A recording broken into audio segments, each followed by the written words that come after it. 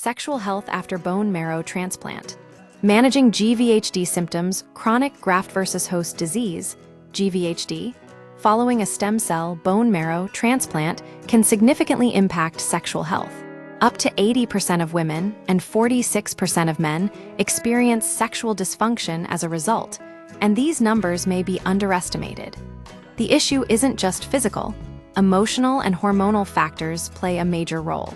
The physical reality's GVHD causes systemic inflammation, which leads to a range of physical symptoms that interfere with sexual function. These include skin rashes, dryness, and tightening, particularly in genital areas.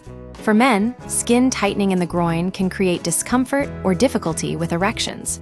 For women, hormonal shifts induced by transplant treatments often result in forced early menopause, further complicating sexual health.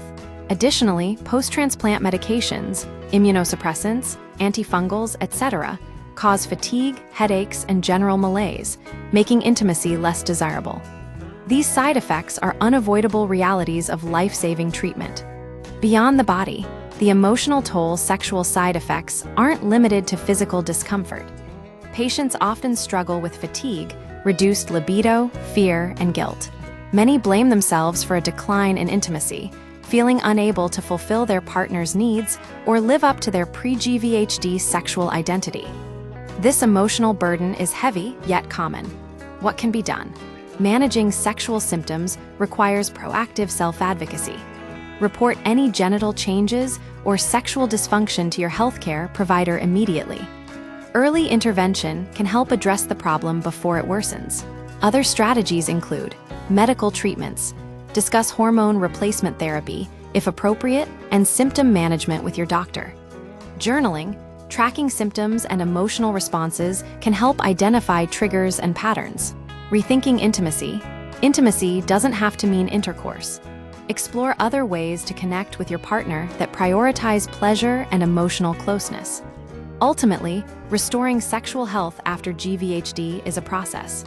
It demands open communication with healthcare professionals, a willingness to experiment, and a compassionate approach to both physical and emotional healing.